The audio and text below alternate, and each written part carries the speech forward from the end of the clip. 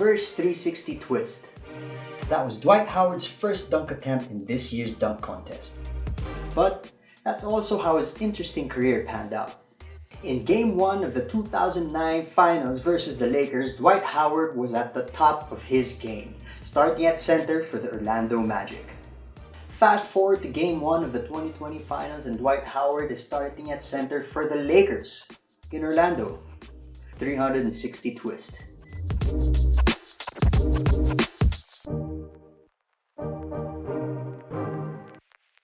"2020 Dwight is a far cry from the Dwight that we saw a decade ago. That guy was a franchise player for Orlando. If you squinted hard enough, you could even see traces of a young Hakeem with his squiggly yet calculated moves in the post. At one point or another, Shaq's name was even uttered in the same breath as Dwight's.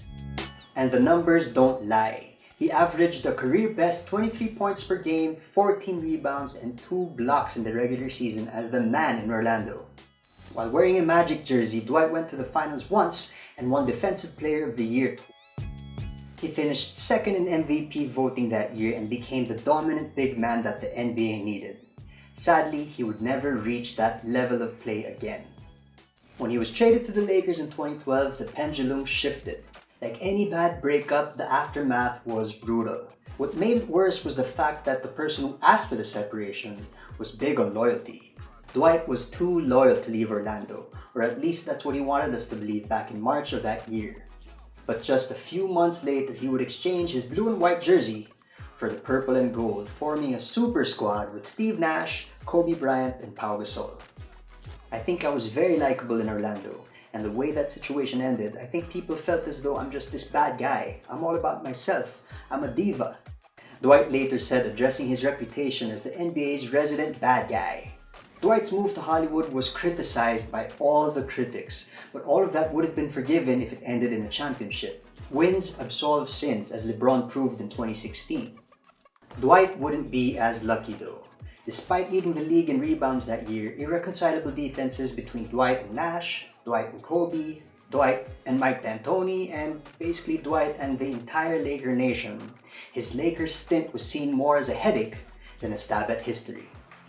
Dwight left LA faster than you can say this is gonna be fun, and he brought what was left of his dignity and diminishing athleticism to the Houston Rockets, and he teamed up with James Harden.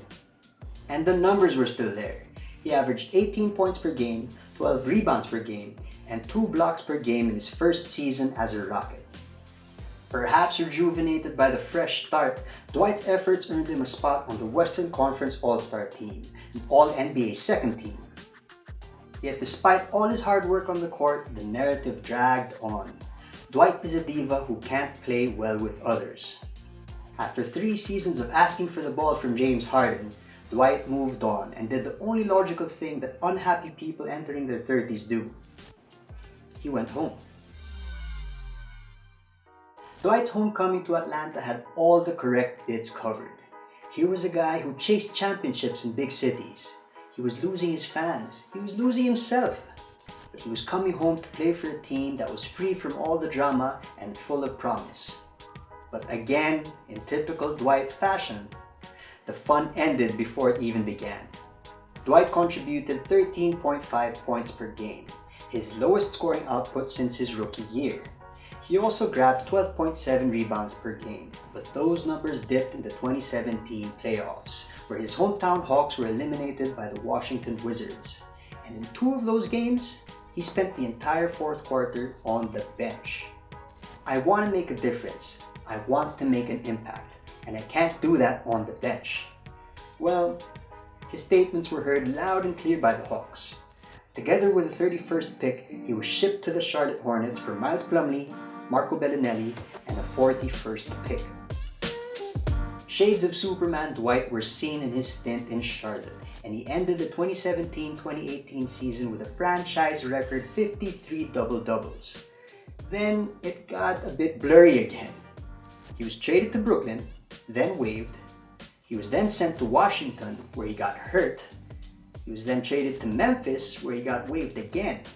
It got pretty bad. But in 2019, he found himself back on the Lakers, reuniting him with his old squad. Now obviously this brought about a lot of strong reactions. There was trolling from the Laker haters, there was dismay from the Lakers fans who were still hurting from his first stint in LA. Basically everyone panned the signing. I gotta admit, I wasn't exactly pleased as punch to find out that he was back in the purple and gold. They called Rob Pelinka an idiot for making it happen. No one could have foreseen, well, maybe except Rob and Dwight, that Dwight could be an X factor on the Lakers. Throughout the year, he was a great locker room presence and he played great on the floor as well. I must admit, I threw my fair share of mud at Dwight, but boy am I happy he's back on the team. He didn't see much playing time in the first 2 rounds of the playoffs, but he was instrumental in the series against Denver. Back in 2013, he tweeted that he wanted to make it up to the fans in LA. He did just that. He completely accepted his role as an enforcer and spark plug off the bench. Now, he's an NBA champion.